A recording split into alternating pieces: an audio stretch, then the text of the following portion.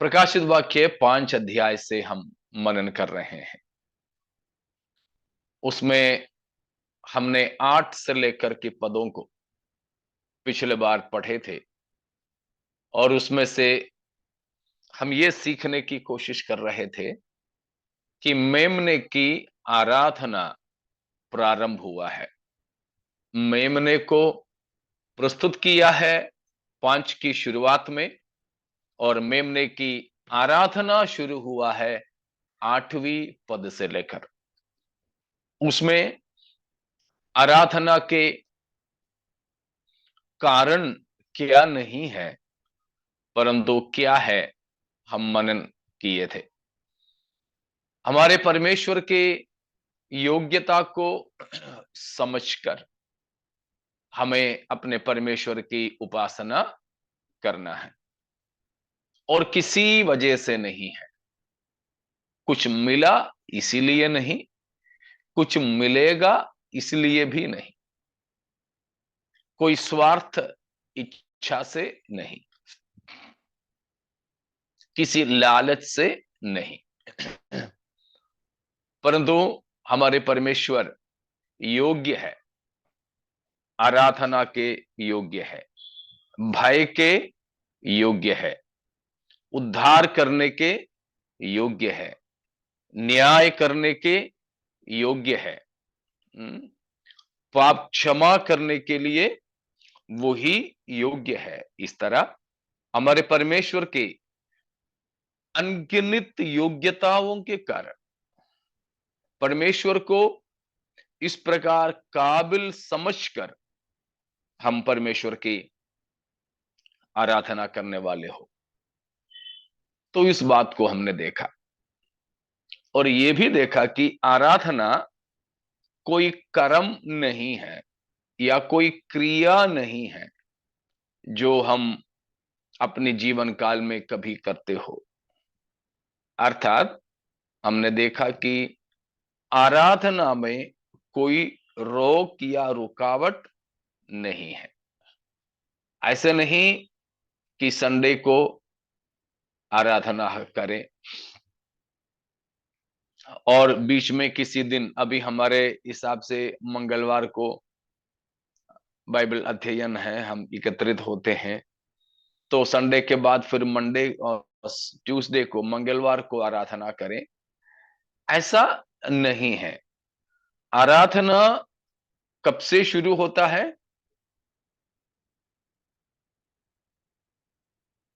जब से हमारा नया जन्म हुआ तभी से चालू होता है और वो निरंतर चालू रहता है। जब से हमारा नया जन्म हुआ है तब से आराधना चालू है। अर्थात उद्धार पाया हुआ एक व्यक्ति के जीवन ही आराधना है। जीवन से आराधना को अलग नहीं कर सकते हैं। हमने इससे पहले सीखे थे पहाड़ी उपदेश में कि हमारे आत्मिक जीवन और भौतिक जीवन को एक दूसरे से अलग नहीं कर सकते हैं। ठीक वैसे इसमें हम ये सीखते हैं कि हमारे जिंदगी से या जीवन से आराधना को अलग नहीं कर सकते हैं। हमारे जीवन ही आराधना है, हमारे जीवन ही आराधना है। इतनी बातों को हम पिछले हफ्ता सीखे थे। उसमें अगर कोई शंका है तो आप पूछ सकते हैं। इतना जितना हमने सीखे हैं उतने में।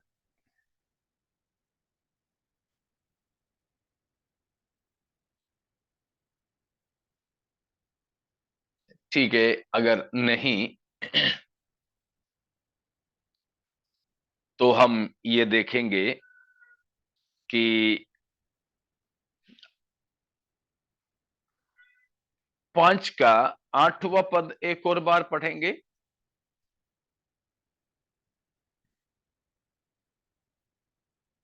जब उसने पुस्तक ले ली तो वे चारों प्राणी और चौबीसों प्राचीन उस मेमने के सामने गिर पड़े। उनमें से हर एक के हाथ में वीणा और धूप, जो पवित्र लोगों की प्रार्थनाएं है, से भरे हुए सोने के कटोरे थे।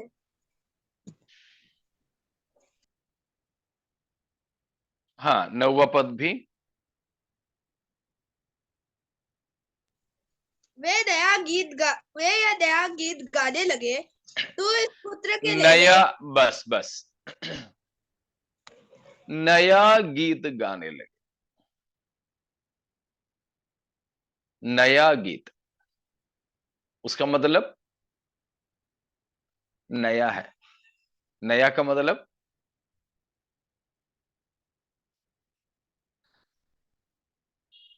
जो पहले किसी ने गाया नहीं। बस, पहले किसी ने नहीं गाया। पहले किसी ने नहीं गाया।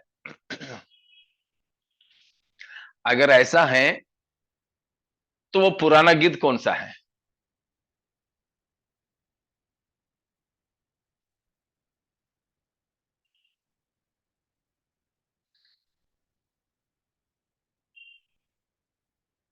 वो है, हम 4 अध्याय में पढ़े थे। 4 की जो है 8 से लेकर के हम लोग पढ़े थे कि वो पुराने गीत है। क्या है वो पुराने गीत?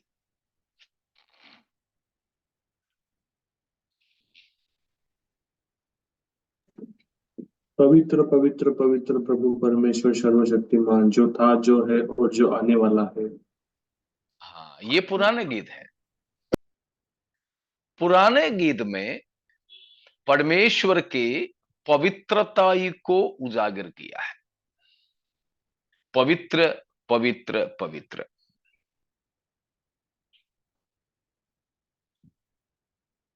और उस पुराने गीत में यह भी है, उसका 4 का आखिरी पद, हे हमारे प्रभु और परमेश्वर, तू ही महिमा और आदर और सामर्थ्य के योग्य है, क्योंकि तू ही ने सब वस्तुएं सृजी और वे तेरी ही इच्छा से थी और सृजी गई। वो कौन सा पुराना गीत है?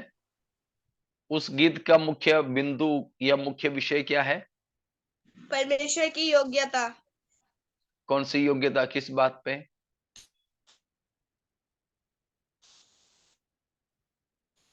किस वजह से योग्य है, किस बात को लेकर के बताया? सब वस्तुएं उसने सृजी है। हाँ, परमेश्वर की सृष्टिकर्ता होने की वजह से जो योग्यता है। तो पुराने गीत की 2 मुख्य मुद्दे, एक परमेश्वर की पवित्रता, दूसरा सब सृष्टि में परमेश्वर का सामर्थ। सृष्टि में परमेश्वर का सामर्थ। समझ में आ रहा है ना? तो ये है पुराने गीत। स्वर्ग में स्वर्गदूत भी और पुराने समय में मनुष्य भी परमेश्वर के इन बातों को लेकर गीत गाते थे कि परमेश्वर पवित्र पवित्र पवित्र है और परमेश्वर आप सृजनहारा है। आपने अपने सामर्थ्य से सब कुछ को रचा।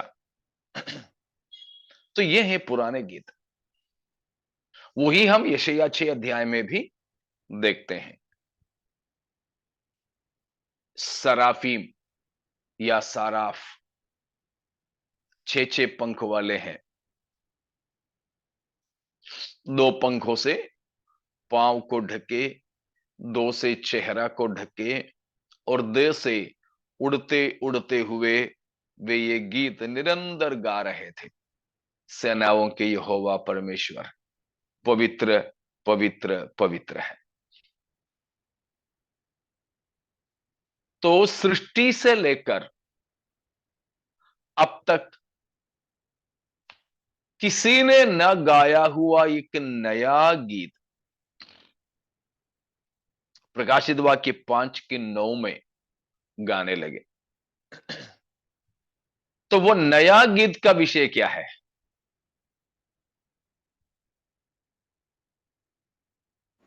परमेश्वर ही योग्य है। किस बात पे?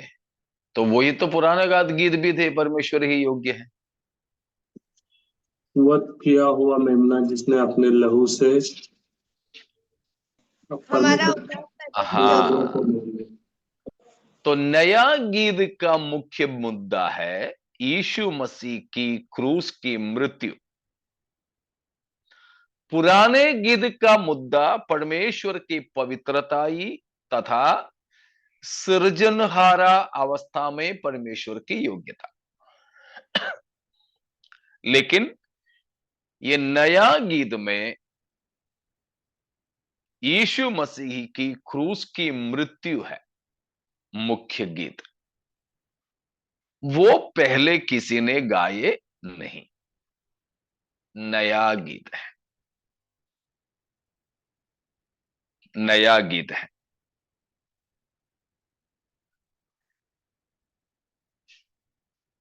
तो हम स्वर्ग में जाएंगे तो इनमें से कौन सा गीत गाएंगे?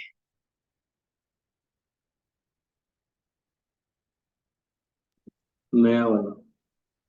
हम गाएंगे नया।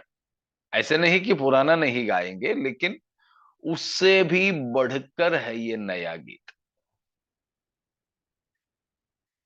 ये नया गीत स्वर्गदूत नहीं गा पाए,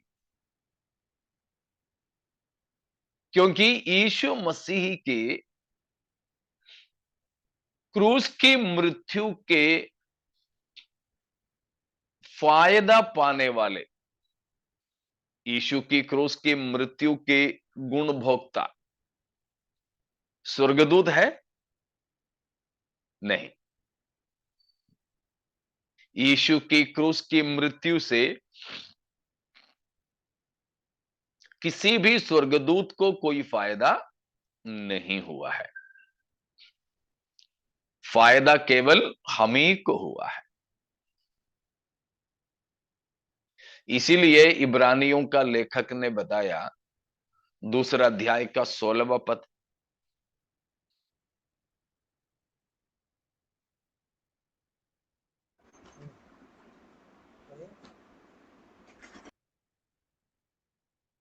इब्रानियों 2 का क्योंकि 16। वह तो क्योंकि स्वर्गदूतों को नहीं वरन अब्राहम के वंश को संभालता है।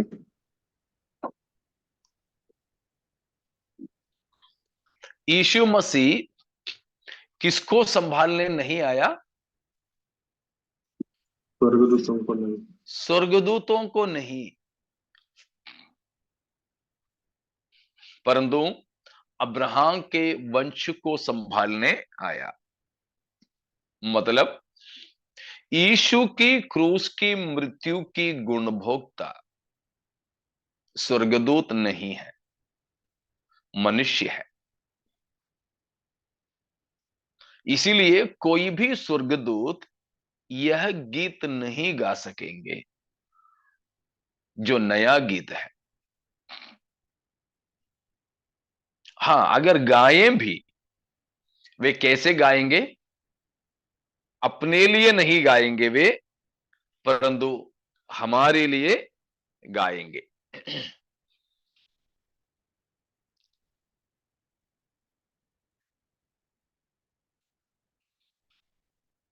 क्योंकि वे क्या गाएंगे? तू वत होकर उनको खरीदा। किनको? हमको।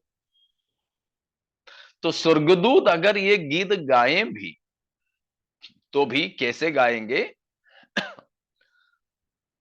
परमेश्वर की मेमना तू वत होकर अपने लहू से उनको खरीदा। लेकिन हम लोग क्या गाएंगे?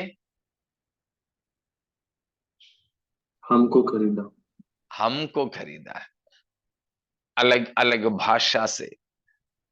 जैसे मैंने पिछले हफ्ता भी बोला था, यहां कोई मलयालम बोलने वाले हैं, मराठी बोलने वाले हैं, बंगाली बोलने वाले हैं, हिंदी भाषी है। तो अलग अलग भाषा के लोग हैं हम।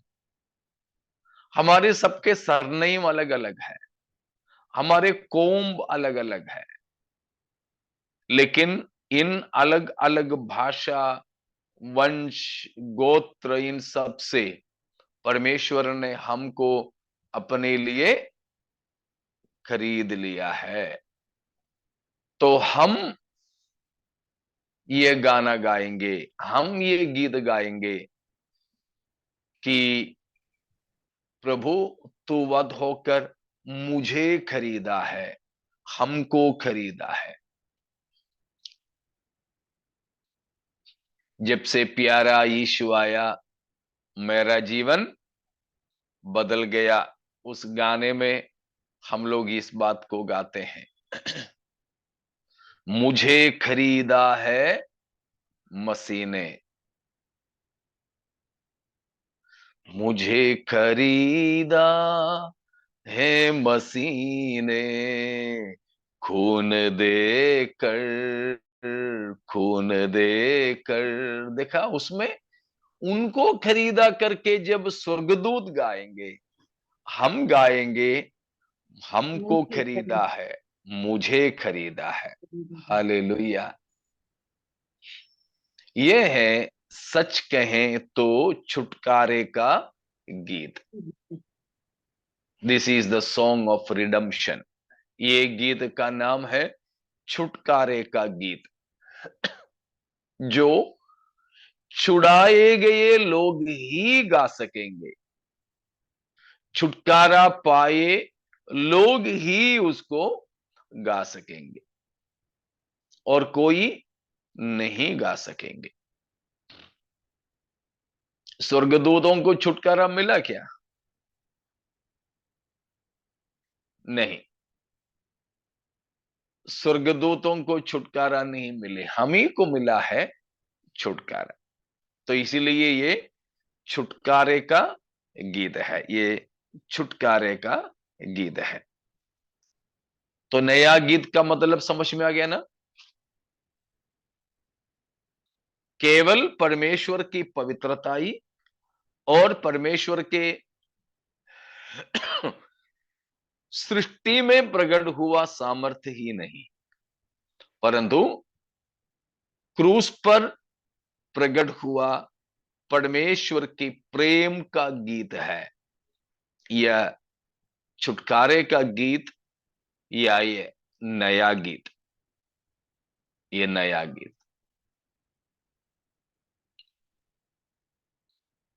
समझ में आया ना? तो पुराने गीत पवित्रताई का है, तो नया गीत का मुख्य मुद्दा प्रेम है। क्योंकि परमेश्वर ने हमसे जब प्रेम किया तब है, या इसीलिए है, परमेश्वर अपने एकलौता पुत्र को क्रूस पर मरने दिया। ये प्रेम का गीत कोई स्वर्गदूत नहीं गा सकते हैं।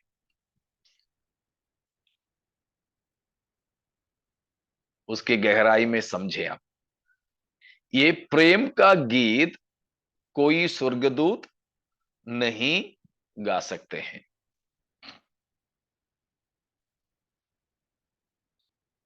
क्योंकि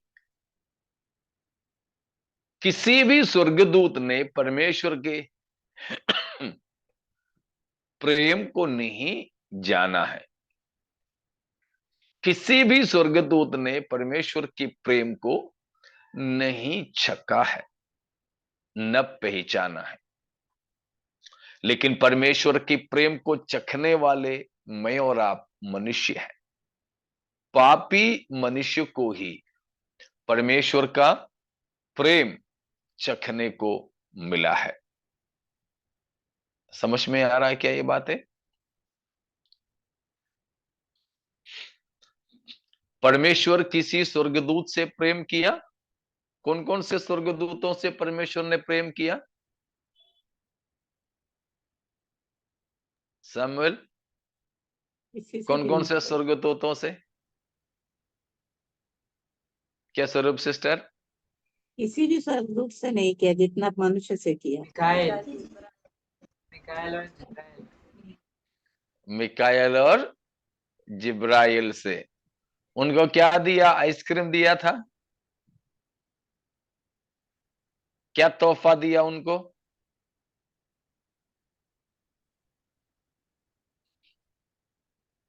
क्या सैमुअल? किसी भी स्वर्गदूत से नहीं किया, न मिकाएल से न जिब्राइल से, किसी से भी नहीं। अगर मिकाएल और जिब्राइल से करते तो औरों से भी कर लेते।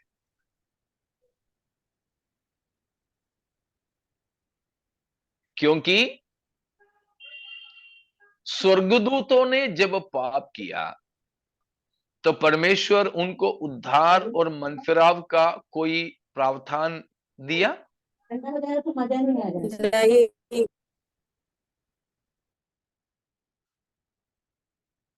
जब स्वर्गदूतों ने पाप की तो परमेश्वर उन्हें मनफिराव का अवसर दिया? नहीं दिया। स्वर्गदूतों ने पाप किया तो उनके लिए परमेश्वर ने क्या तैयार किया? नरक कुंड। नरक का कुंड। उनके लिए परमेश्वर ने अग्नि का कुंड तैयार किया, नरक तैयार किया। लेकिन पाप किया हुआ मनुष्य के लिए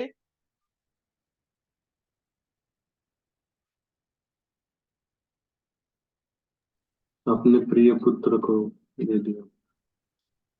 पाप किया हुआ मानव जाति के लिए अपना प्रिय पुत्र को क्रूस पर मरने दिया। यानी हमारे लिए परमेश्वर कलवरी तैयार किया, तो पाप किए स्वर्गदूतों के लिए नरक, आग की झील को तैयार किया। तो परमेश्वर स्वर्गदूतों से प्रेम नहीं किया, इसीलिए किसी भी स्वर्गदूत परमेश्वर की प्रेम का गीत नहीं गा सकते हैं। परमेश्वर किसी स्वर्गदूतों से वार्तालाप करते हैं?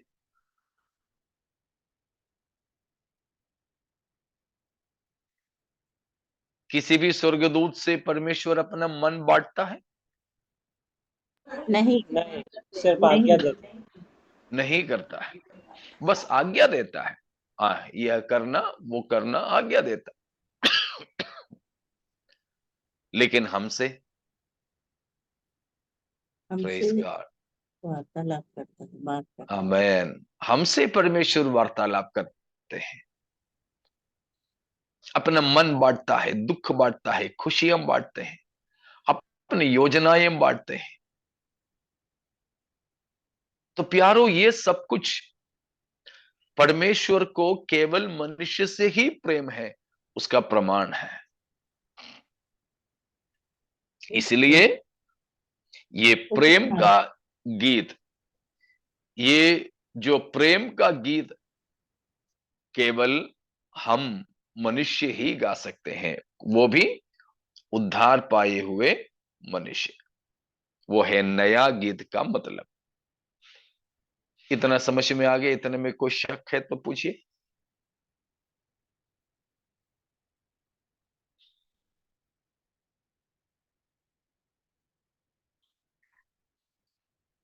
कुछ नहीं। तो फिर हम इनमें से और एक बात को जो सीखेंगे वो ये है,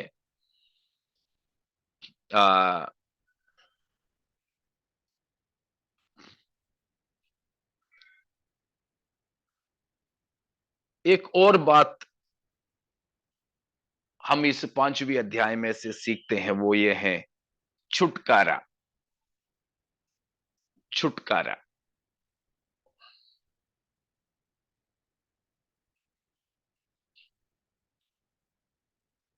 तो ये जो गीत वे गा रहे थे,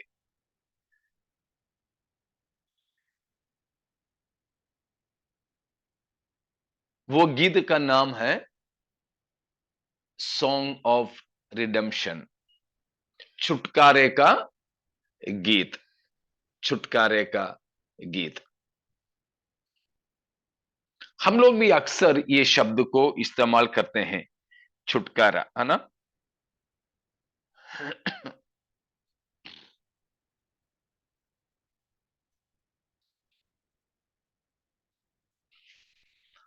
हमने पहले अध्याय में ही उसके बारे में सीखे थे। एक का 6, एक और बार पढ़ेंगे। और हमें एक राज्य और अपने पिता परमेश्वर के लिए याजक भी बना दिया, उसी की महिमा और पराक्रम युगानुयुग रहे, आमीन। हिंदी में तो फिर 5 में होगा, 5 में पढ़ लीजिए। मेरा बाइबल में 6ठा पद है वो। और यीशु मसीह की ओर से जो विश्वास योग्य साक्षी, थोड़ा सा और नजदीक आके बैठो।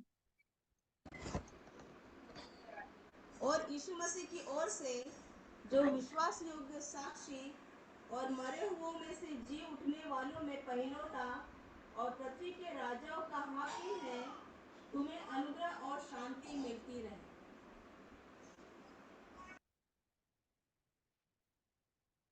कौन सा पद है उसमें लिखा है? वह हमसे प्रेम रखता है और हाँ, उसने अपने लहू के द्वारा हमें पापों से छुड़ाया है।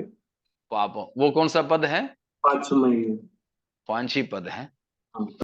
अन्यों ने आधा छोड़ दिया।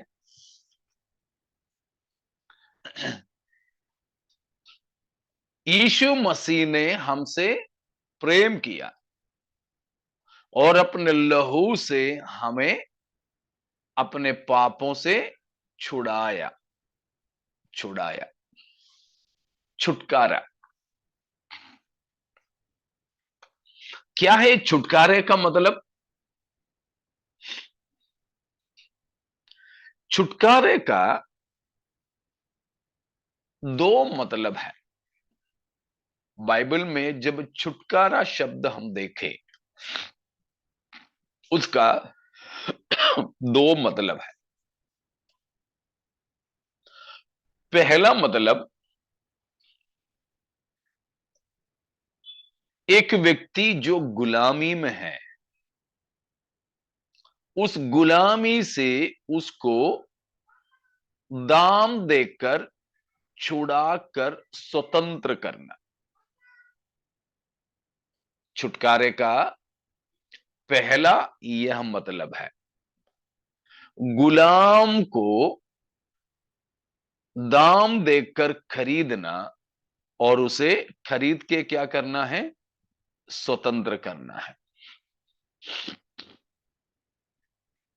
उसका दूसरा मतलब है, एक अपराधी है,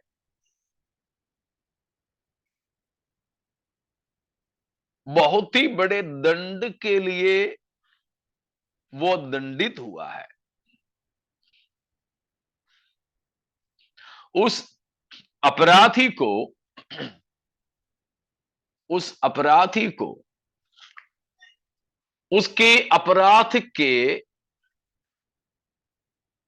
जुर्माना देकर, जुर्माना भरकर उसको स्वतंत्र करना। समझ में आ रहा ना?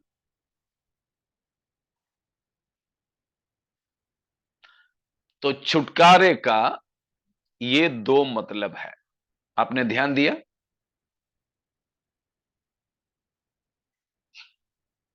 तो इन दोनों जगहों पर, इन दोनों मतलबों में जो मुख्य मुद्दा क्या है? आजाद करना, आजाद करना। नहीं नहीं नहीं नहीं, दाम छुटकारा देना, जुर्माना। हाँ, जुर्माना या फिर दाम चुकाना, ये दोनों है। स्वतंत्रता या आजाद करना है, लेकिन वो प्रथम बात नहीं है। प्रथम बात है कि कुछ अदा करना है, क्या बोल रहा?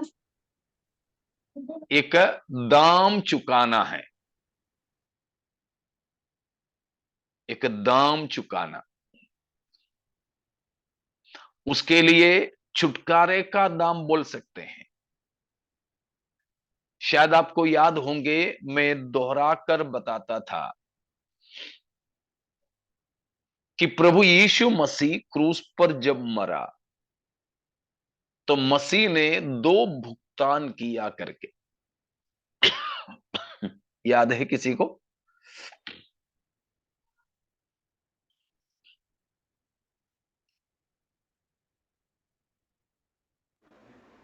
पाप पाप का कर्जा, और मृत्यु पे विजय। नहीं, पहला रोहन ने पाप बोला वो ठीक है। हाँ, पाप का कर्जा चुका दिया। उद्धार का दान। Very good.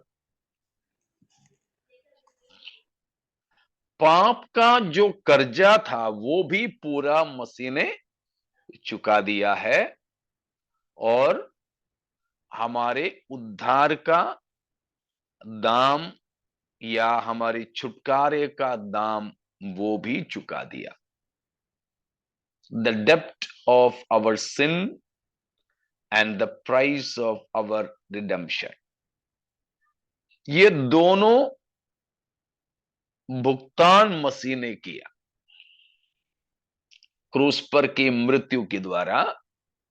एक तो हमारी पाप का पूरा कर्जा चुकाया, कर्जा चुकाया तो हमको दंड से छुटकारा मिल गया, पाप की दंड से छुटकारा मिला। दूसरा, उद्धार का दाम पूरा चुका दिया तो हमें गुलामी से आजादी मिली। कोई गुलाम इसलिए नहीं हुए कि उसने कोई गुनाह किया हो,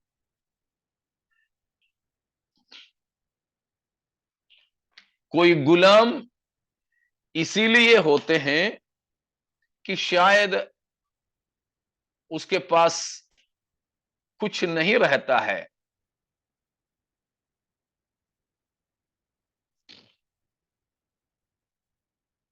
अपनी नादानी स्थिति की वजह से। तो कोई भी उसके बदले में उसका कीमत चुकाने के लिए तैयार हो तो वो आजाद हो सकता है। तो प्रभु यीशु मसीह ने हमको छुड़ाया, तो मसीह के द्वारा मिलने वाले छुटकारे का ये दोनों अर्थ हमें समझना है।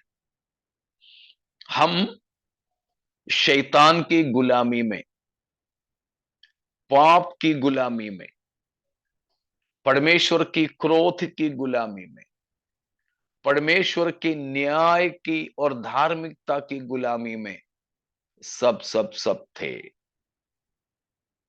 लेकिन प्रभु यीशु मसीह ने हमारे स्वतंत्रता का दाम, हमारे छुटकारे का दाम अपने जीवन के तौर पर चुकाया।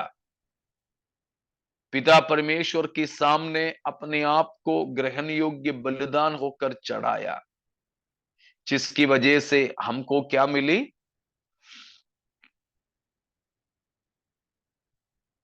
छुटकारा। छुटकारा, स्वतंत्रता मिली।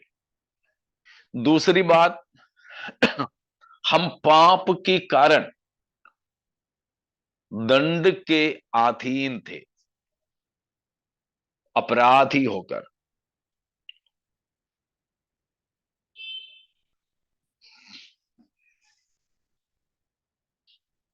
लेकिन हमारे पाप का सारा दंड, सारा कर्जा यीशु मसीह ने क्रूस पर चुका दिया।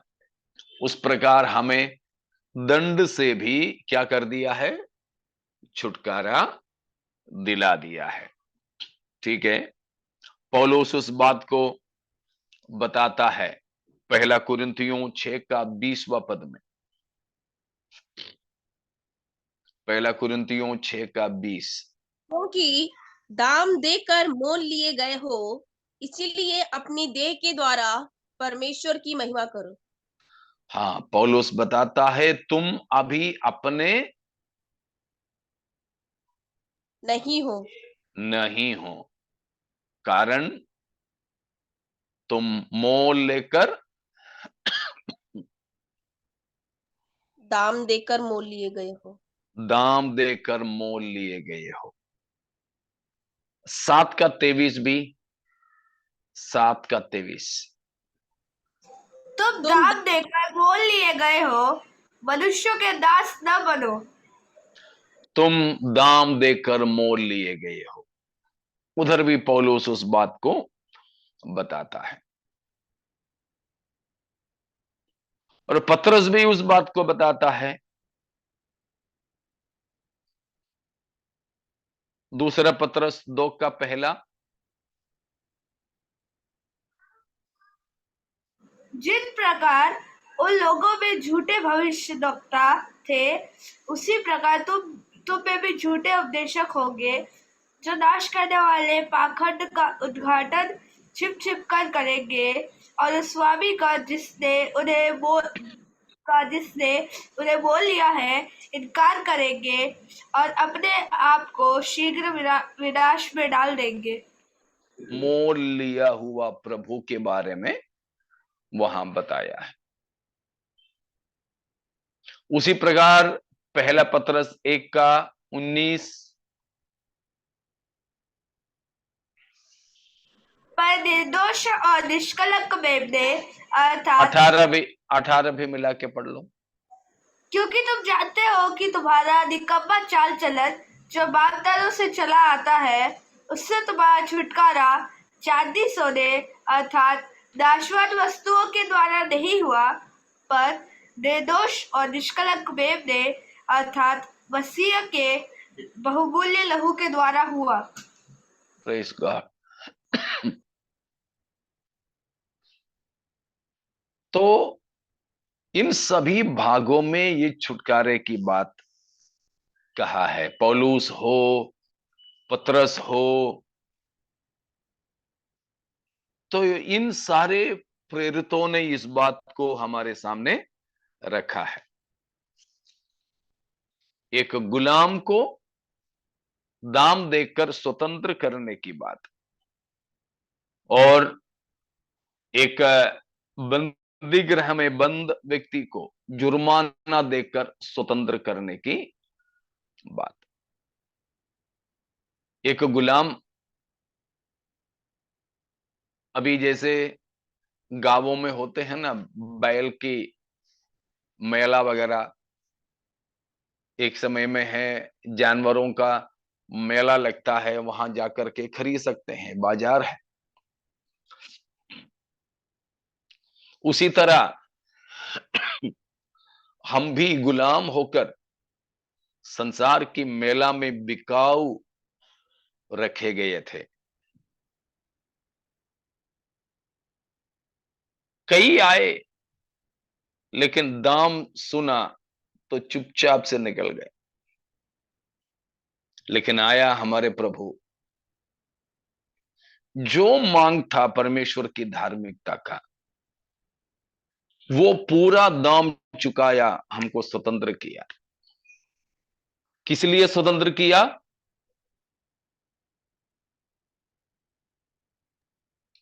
किस लिए मसीह ने हमको खरीदा? स्वतंत्र रहने के लिए। गलातियों 5 का पहला। स्वतंत्रता के लिए स्वतंत्र किया है, तो हाँ, उसी में स्थिर और दासत्व की उसी जो में स्थिर। हाँ, तो प्रभु ने हमको स्वतंत्र किया है, इसीलिए कि हम स्वतंत्र रहें। मसीह ने हमको स्वतंत्र किया है।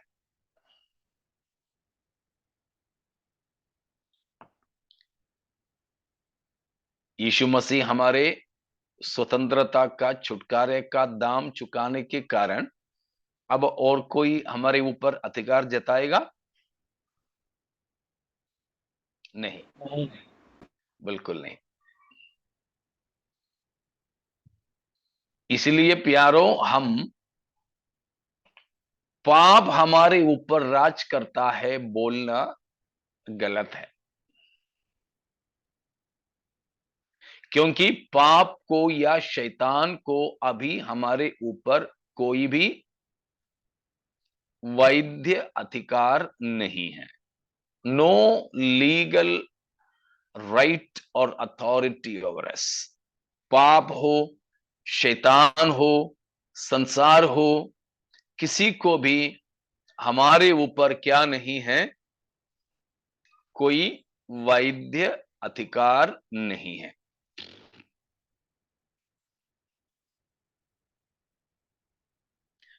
और उन किसी के भी हम कर्जदार भी नहीं हैं। फिर उनको हमारे ऊपर कोई अधिकार नहीं नियम के अनुसार, फिर भी हम चाहें तो अपने आप को उनके अधीन फिर से कर सकते हो।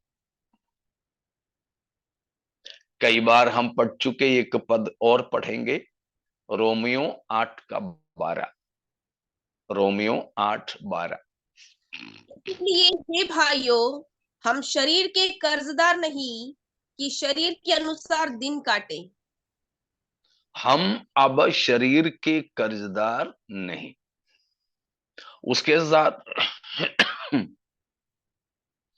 उसके साथ हम ये भी सब जोड़ सकते हैं, शरीर के कर्जदार नहीं, पाप के कर्जदार नहीं, शैतान का कर्जदार नहीं, ठीक है, बुरी आदतों के कर्जदार नहीं। ऐसे किसी भी चीज की कर्जदारी अभी हमें नहीं है, हमें अभी नहीं है।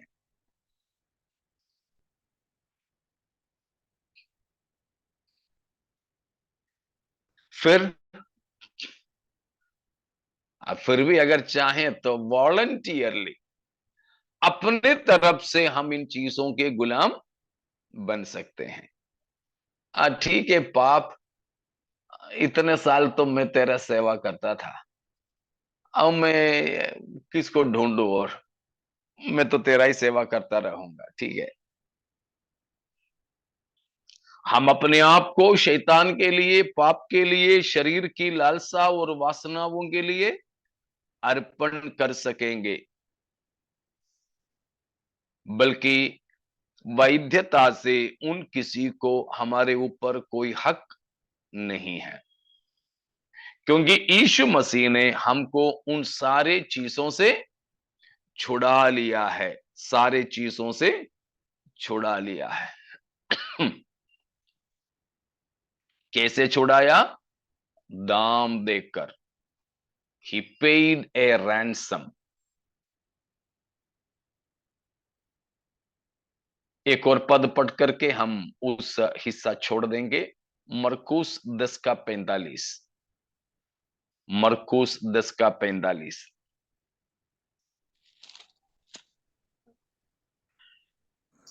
क्योंकि मनुष्य का पुत्र इसलिए नहीं आया कि उसकी सेवा टहल की जाए, पर इसलिए आया कि आप सेवा टहल करें और बहुतों की छुड़ौती के लिए अपना प्राण दें। वहां वो शब्द पर ध्यान देना, छुड़ौती।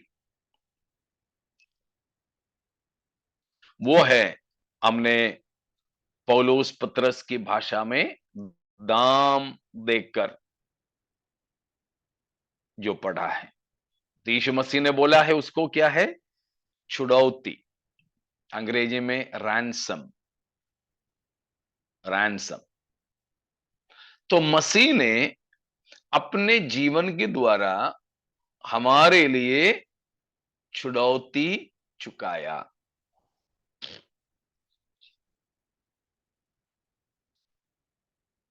मसीह ने ये छुड़ौती का दाम किसको दिया? परमेश्वर को। परमेश्वर को। शैतान को तो नहीं।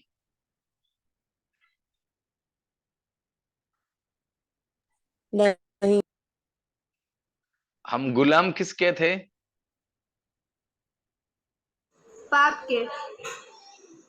पाप के, शैतान के नहीं थे।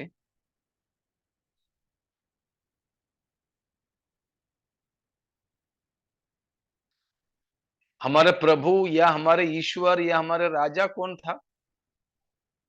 शैतान। शैतान। तो शैतान, पाप, इन सारी चीजों के तो हम गुलाम थे। तो गुलामी से हमें छुड़ाने के लिए जो छुड़ौती है, परमेश्वर यीशु मसीह ने किसको दिया?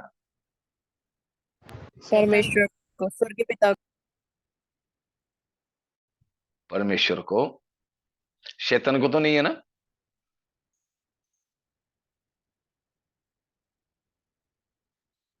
सुरजीत ब्रदर को शक है शायद। नहीं पास्टर जी, नहीं? हो सकता है। अच्छा, ठीक है। हाँ, कई सारे लोग ऐसे बोलते बोलते में, प्रचारक लोग भी ये सिखाते हैं कि शैतान के हम गुलाम थे तो फिर उसको दाम दे करके छुड़ाया है। सामान्य तौर पर सोचने से वही सही लगेगा, लेकिन वो सही हो तो समस्या क्या है?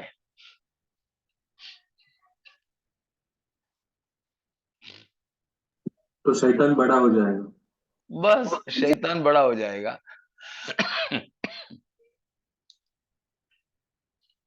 लेकिन ये साफ लिखा है, कम से कम 2 भाग हम पढ़ेंगे, शायद पहले भी हम पढ़ चुके हैं, फिर भी ये इसलिए दोहराता हूं कि हम भूल न जाए। इफिसियों 5 का 2 पद। इफिसियों 5 का 2। और प्रेम में चलो जैसे मसीह ने भी तुमसे प्रेम किया और हमारे लिए अपने आप को सुखदायक सुगंध के लिए परमेश्वर के आगे भेंट करके बलिदान कर दिया। यीशु मसीह ने अपने आप को भेंट करके किसके सामने बलिदान कर दिया? परमेश्वर के सामने।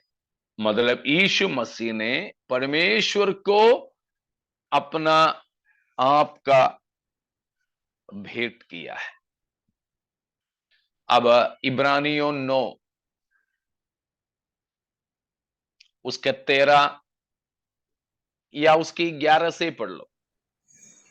परंतु जब मसीह आने वाली अच्छी अच्छी वस्तुओं का महायाजक होकर आया तो उसने और भी बड़े और सिद्ध तंबू से होकर, जो हाथ का बनाया हुआ नहीं अर्थात इस सृष्टि का नहीं, और बकरों और बछड़ों के लहू के द्वारा नहीं पर अपने ही लहू के द्वारा एक ही बार पवित्र स्थान में प्रवेश किया और कहाँ? रुको बेटा, कहाँ प्रवेश किया? पवित्र स्थान में। कौन है पवित्र स्थान में? परमेश्वर की शैतान? परमेश्वर। अनुग्रह की सिंहासन पवित्र स्थान में यीशु अपने ही लहू के द्वारा प्रवेश किया। तो किसके सामने? परमेश्वर के सामने प्रवेश किया। हाँ, आगे पढ़ो। और अनंत छुटकारा प्राप्त किया, क्योंकि जब बकरों और बैलों का लहू और कलोर की राख का अपवित्र लोगों पर छिड़का जाना शरीर की शुद्धता के लिए उन्हें पवित्र करता है, तो मसीह का लहू जिसने अपने आप को सनातन आत्मा के द्वारा परमेश्वर के सामने निर्दोष चढ़ाया, तुम्हारे किसके सामने? बस किसके सामने यीशु मसीह ने पवित्र या निर्दोष चढ़ाया? परमेश्वर के सामने। परमेश्वर के सामने। परमेश्वर के सामने। और उसका 24वां वचन भी 24। मसीह ने अवश्य हाथ के बनाए हुए पवित्र स्थान में, जो सच्चे पवित्र स्थान का नमूना है, प्रवेश नहीं किया, पर स्वर्ग ही में प्रवेश किया, ताकि हमारे लिए अब परमेश्वर के सामने दिखाई दे। किसके सामने? परमेश्वर के सामने। तो इन सभी भागों में ये बात स्पष्ट है कि यीशु मसीह अपना जीवन, अपना लहू हमारे छुड़ौती में जो चुकाया है, वो परमेश्वर के सामने है। क्योंकि परमेश्वर की धार्मिकता और परमेश्वर की पवित्रता, परमेश्वर की धार्मिकता और परमेश्वर की पवित्रता हमारे पाप के कारण हमको गुलामी में डाल दिए थे। तो परमेश्वर की पवित्रता को और परमेश्वर की धार्मिकता को संतुष्ट करने से परमेश्वर ही था हमको पाप, शैतान, मृत्यु आदि चीजों की गुलामी से छुड़ाने वाला। ये छुटकारे के बारे में समझ में आए? कुछ शक है तो पूछिएगा।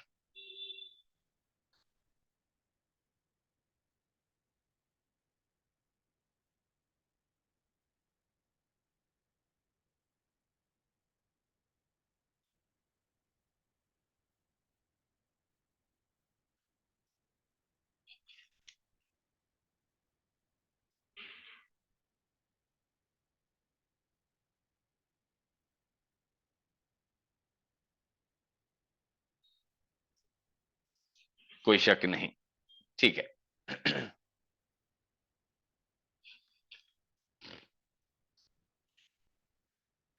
अगली बात हम इस 5वें अध्याय में जो पढ़ते हैं वो है यीशु मसीह के लहू।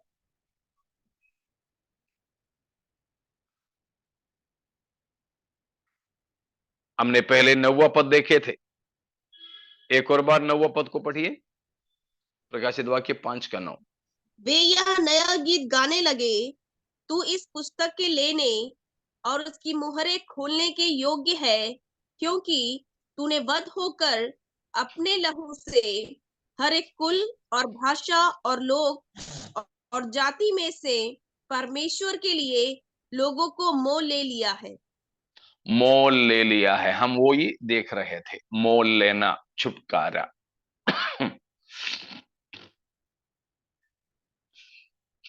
अब उसी पद में दूसरी एक बात है, किससे हमको मोल लिया है प्रभु ने? लहू से। लहू से। आपके भी सबके बाइबल में है ना, मसीह ने हमारे लिए छुड़ौती के रूप में क्या चुकाया है? अपना लहू, अपना लहू।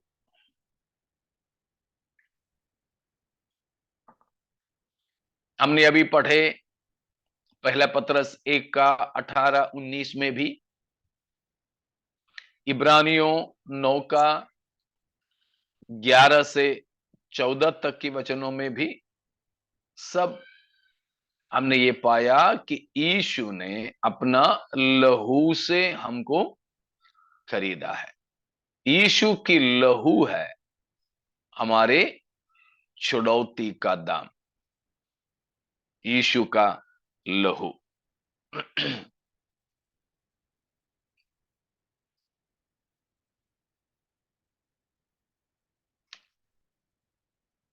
क्या है लहू का मतलब?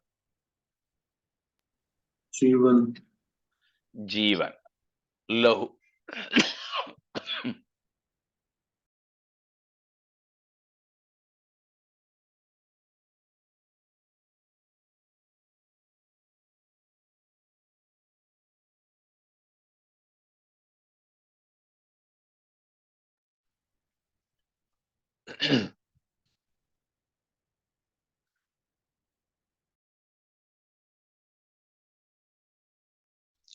माफ कीजिएगा, थोड़ा सा तबीयत उतना ठीक नहीं है।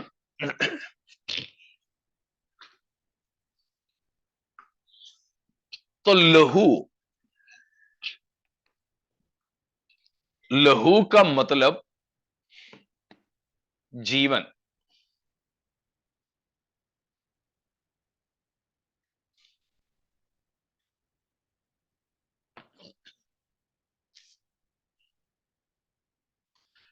यीशु मसीह अपना जीवन देकर हमें मोल लिया है, अपना लहू देकर हमें मोल लिया है। पुराने नियम में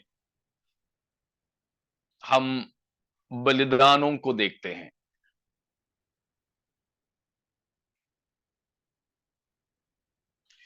सबसे पहला लोगों की छुटकारा के लिए दिया गया बलिदान कौन सा है पुराने नियम में या बाइबल में? परमेश्वर के द्वारा, शायद परमेश्वर के द्वारा वध किया हुआ कोई जानवर जो चमड़ी के लिए वस्त्र बनाया गया, ऐसा कुछ।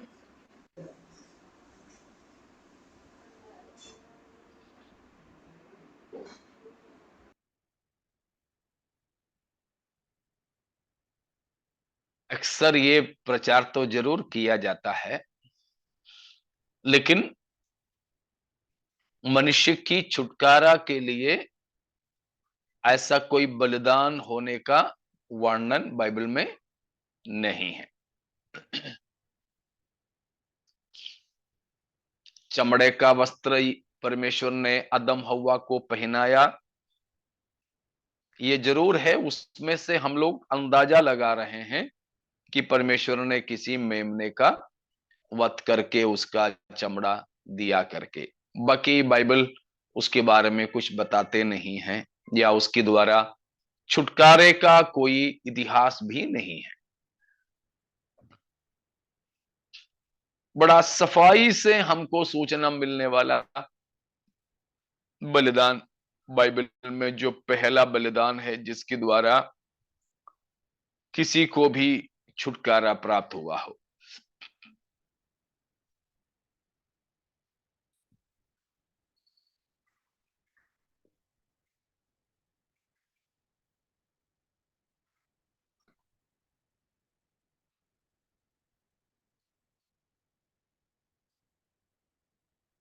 याद नहीं आ रहा ना राधा? नूह ने वो जहाज में उतरने के बाद ना ना, वो किसी छुटकारे के लिए नहीं था, परमेश्वर को बलिदान करके जरूर चढ़ाया।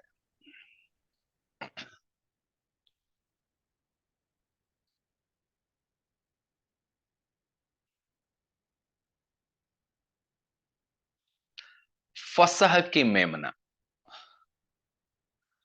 सबसे पहला बलिदान जिससे मनुष्यों को छुटकारा मिला, या बलिदान और मनुष्य की छुटकारा से जुड़ा हुआ बात है, तो वो निर्गमन 12वां अध्याय में इस्राएलियों के छुटकारे के हेतु बलि किया गया फसह की मेमना है। उससे पहले बलिदान जरूर हुआ। सबसे पहला बलिदान हाबेल ने किया था, लेकिन ऐसे किसी की छुटकारा के लिए नहीं, वो आराधना के तौर पर था। नूह ने किया बलिदान, इब्राहिम ने चढ़ाया बलिदान, वो सब आराधना के सिलसिले में है, परमेश्वर को दान या परमेश्वर की उपासना करने के संबंध में था। लेकिन लोगों के छुटकारा के लिए, वो भी एक बड़ी तादाद में, एक बड़ी पैमाने में वो छुटकारे का बात होता है, वो फसह की मेमने का है। उधर उस मेमने का लहू बहाया गया है। उसके अलावा फिर जब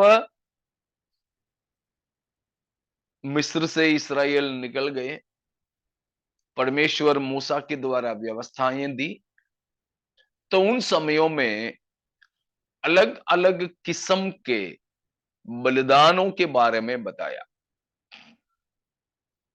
लेवी व्यवस्था के पहले अध्यायों में अलग अलग बलिदानों के विषय में बताया है। तो लगभग वो सभी जो बलिदान थे, सब बलिदान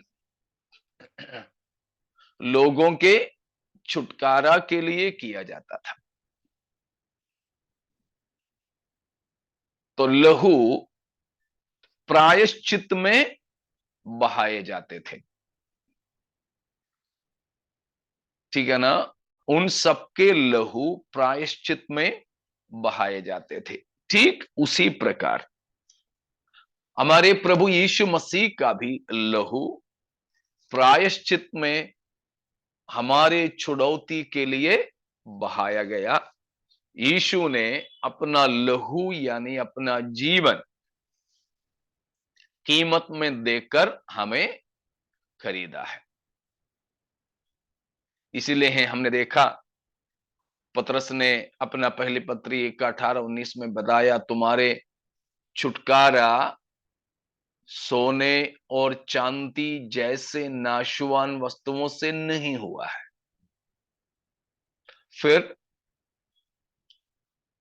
यीशु मसीह की लहू से निर्दोष और निष्कलंक। हाँ, उसके लहू के लिए दो विशेषता वहां दिया। क्या क्या है? निर्दोष और निष्कलंक। निष्कलंक। निर्दोष और निष्कलंक लहू। निर्दोष और निष्कलंक लहू मतलब यीशु की लहू पवित्र था, उसमें कोई दाग पाप नहीं था। लेकिन हम सबके लहू कैसा है? दाग और पाप है। पाप वाला है, पाप वाला है। जब हम जानते हैं किसी को हम खून देते हैं तो वे पूछते हैं फलाना बीमारी था क्या, फलाना बीमारी कभी हुआ है। खास तौर पर आजकल खून का बहुत जांच करने के बाद ही लेते हैं। मेरा शरीर में बहुत खून होगा लेकिन मेरा खून किसी बीमारी से ग्रसित है तो दूसरे को दे दें तो शायद वो मेरे से पहले मर जाएगा। तो मेरा शरीर बीमारी से ग्रसित है, जैसे पीलिया हुआ या ऐसे कुछ कुछ बीमारियां मुझे कभी हुआ, तो मेरा खून दूसरों को जान बचाने लायक नहीं है। तो इस संसार में जितने भी मनुष्य हैं, सारे के सारे पापी होने के नाते उनका लहू किसी पापी की छुड़ौती का लायक नहीं है। इसीलिए हमारे प्रभु यीशु को स्वर्ग से पृथ्वी पर आना पड़ा और वो परम पवित्र प्रभु ने अपना पवित्र लहू हम सबके लिए बहाया, अपना निष्कलंक और निर्दोष लहू मसीह ने हमारे लिए बहाया है।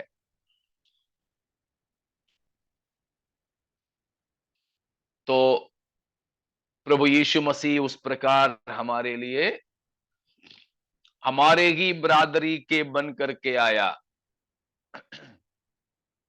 और इसीलिए मसीह को मनुष्य रूप लेना पड़ा, क्योंकि हमारे बदले में यीशु का बलिदान हो रहा था। तो मसीह ने अपना लहू से हमें खरीदा है। प्रभु यीशु मसीह का लहू हमें अपने सारे पापों से धोकर शुद्ध करने वाला लहू है। मसीह का लहू बिल्कुल परम पवित्र लहू है। Praise God.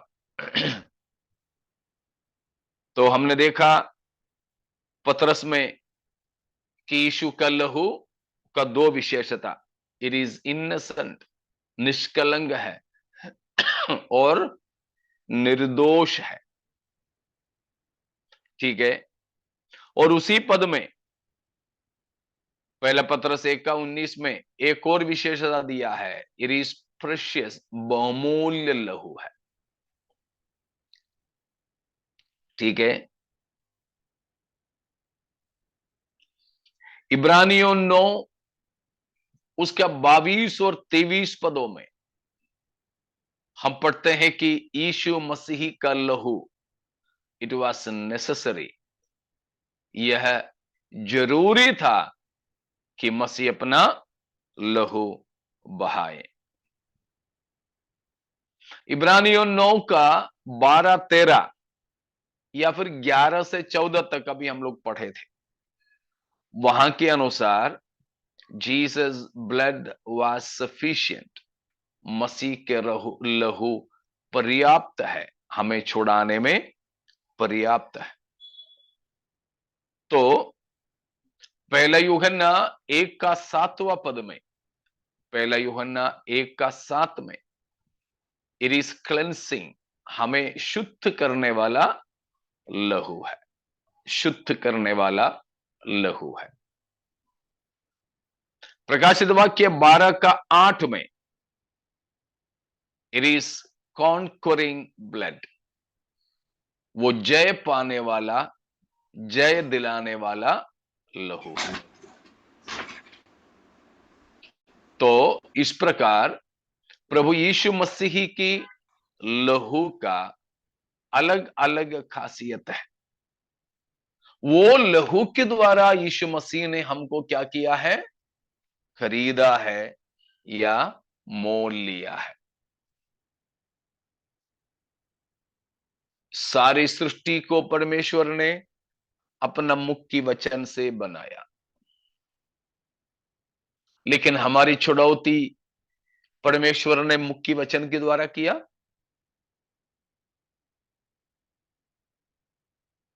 साथ में हैं आप मेरे? नहीं किया। परमेश्वर ने बोला ये दिखने वाला, देखी अंधे की सारी दुनिया को हो करके परमेश्वर ने बोला तो सब हो गया। लेकिन क्या प्रभु ने हमारा उद्धार, सबका पाप क्षमा हो, ऐसे बोल करके किया? नहीं, नहीं बोल सकता था? जरूर। लेकिन उस प्रकार बोल करके नहीं, परंतु अपना लहू देखकर, अपना लहू बहाकर, अपना जान देखकर उसने हमें खरीद लिया है। तो मसीह का लहू के द्वारा, अपना जीवन के द्वारा, अपना जान देकर हमें खरीदा और हमें छुड़ाया है। तो आवो प्यारों, उस प्रभु से हम बेहद प्रेम करें, उस प्रभु के ही हम बने रहें। अगर हमें सुनने वालों में से कोई है अभी तक अपने पापों से मन नहीं फिराए हो, अपने पापों में ही अभी भी अपने जीवन बिता रहे हो, आप प्रभु के पास आए, पाप से छुटकारा प्राप्त करें। यीशु मसीह के लहू अभी भी पर्याप्त है आपको छुटकारा देने में। तो आओ हम इस प्रभु से प्रेम करते हुए उस छुटकारे का और परमेश्वर की प्रेम का नया गीत गाते हुए अपने जीवन को आगे बिताएं परमेश्वर इन वचनों के द्वारा हमें आशीषित करें। कोई शक हो